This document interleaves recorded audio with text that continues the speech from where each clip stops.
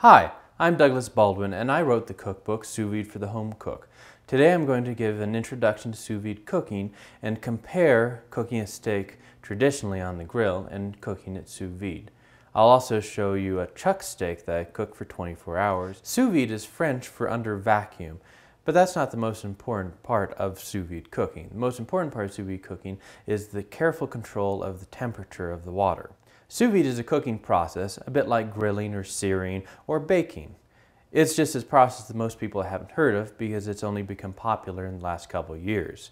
Sous vide cooking is where you take a raw piece of meat like these steaks, you vacuum seal them in a food-safe bag, and then you cook them at precise temperature. The first step of sous vide cooking is placing the raw food, such as one of these nice ribeye steaks, in a vacuum pouch and then sealing it. So I'm going to take this ribeye and I'm going to place it in this vacuum pouch. I fold it over the edge so that it's easier to put the food in the bag. To vacuum seal, you place the edge of the bag in this small chamber or channel so that it can pull out the air. Here, it will seal the bag by heating a metal strip that will slightly melt the plastic and allow it to connect together. Now that it's finished sealing the bag, we can remove it, and we can see that it removed most of the air from the bag. There are several reasons for vacuum sealing the food when we're going to cook it sous vide. The most important is that we remove the air from the bag so it doesn't float and cook unevenly, and the other reason is that we don't want the air to insulate the food and keep it from being warmed efficiently by the water. There are several other reasons, some more important than others. A lot of people believe it's to keep bacteria from growing, but that's really not a good reason because there's quite a bit of residual oxygen that's in the bag. So it's not really an anaerobic environment. So things can still grow in there, which is why we cook them to kill the pathogens.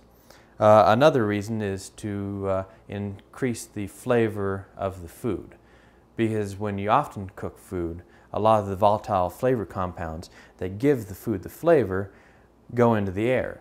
But since it's sealed in a bag, they remain in the bag with the food. And so you often get a stronger, more pure flavor when you cook things sous vide. So now that we've vacuum sealed the food, it's time to put it in our water bath. I've heated the Sous Vide Supreme water bath up to 130 degrees Fahrenheit, which corresponds to about medium rare. So I'm going to take the lid off and I'll put the meat in. One of the nice things about the Sous Vide Supreme, which is why I like it and recommend it, is it has this wonderful rack for holding the food. So I'm going to place the ribeye in the rack and then place it in the water bath. Now, since ribeyes are pretty tender pieces of meat, we don't need to tenderize it with long cooking. We just need to bring it up to temperature. And so I'm going to cook it for about 45 minutes. And in the meantime, while that's cooking, I'm going to barbecue this other steak the traditional way, and then you'll be able to see the difference between the. Well, welcome back. I've just now finished grilling the steak. I cooked it for about 12 minutes on the grill, flipping every minute, and you can see it here. Now it's time to look at the steak that we've cooked sous vide. First, we need to remove it from the water bath. You can see that there's a bit of condensation on the lid. And here's the steak. The first thing I'll need to do is open the bag and drain off the liquid. So I'll do that now. Now that I've drained the steak, I'm going to dry it with paper towels. It's important to dry it with paper towels because otherwise the water has to be evaporated off before it starts to brown. You can see that it's very tender. Now I'm going to use a blowtorch to brown the surface. There are several types of blowtorches you can use. A lot of people like hardware blowtorches, but the propane gas often leaves an off flavor, though only some people can taste this. I prefer a butane torch like this one from Iwatani. You can get it at most restaurant supply stores. Now I'm going to slowly move the flame over the meat until it becomes a nice mahogany brown. So I've now flipped the steak over and I'm going to continue searing the other side. It's important to make sure that you get the sides seared as well.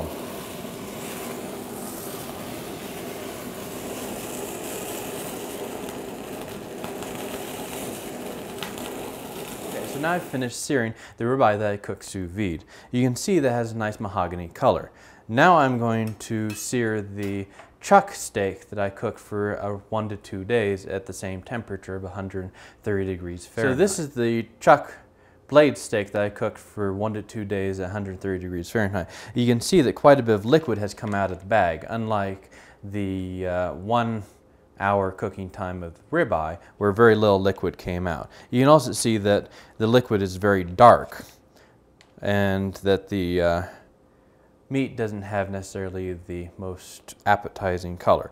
But once we sear it, it will look gorgeous.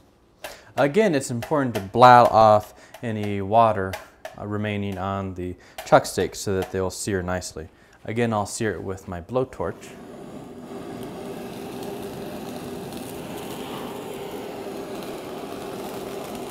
So I've now finished searing the chuck steaks. The reason I cook the chuck for 1 to 2 days at 130 degrees is that chuck is a well-used muscle in the cow, and so it has a lot of collagen or connective tissue. This makes it very tough when you eat it. By cooking it for 1 to 2 days at 130 degrees Fahrenheit, I am able to break this collagen down into gelatin, and just like the Jello desserts that we have, it becomes very tender. This is a way of taking a relatively inexpensive cut of meat and making it delicious. But it's important, even when buying inexpensive cuts of meat, to buy good quality meat. You can't take a bad quality steak and make it good sous vide, but you can take a very flavorful but relatively inexpensive cut of meat, such as chuck or brisket, and make it as tender as something like a ribeye or a tenderloin. So now I've finished cooking all 3 steaks. You can see that quite a bit of liquid came off of the one that I grilled, and there's comparatively less liquid from the one that I cooked sous vide. Now I'll slice them open, and you can see the difference in the color of the meat. Okay. Now that we've zoomed in, you can see that each steak is cooked to about the same color of medium rare. Now on the steak that I grilled, you can see a fair amount of gray from searing. That's the region that's overcooked. You can see almost no region that's been overcooked on the sous vide steak, because the blowtorch is very hot and is able to brown the surface very quickly, and so I don't overcook as much of the meat. There's also an added benefit that you may have heard that grilling and sauteing and these other methods produce carcinogens on the surface. Now, to produce these, you need both time and temperature to make them.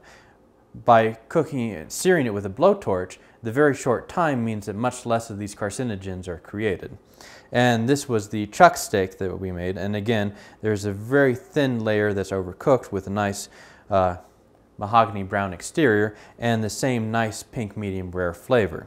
And you can see that it is very tender. In fact, the chuck roast is tender enough that I can easily cut it with a fork. The great part about doing chuck is that it has a really great beef flavor. Well, my family and I are now going to enjoy these delicious steaks. You can find out more details on this and many other recipes for beef starting on page 33 of my cookbook, Sous Vide for the Home Cook. I hope you found this useful. If you have any questions, you can always contact me through my website.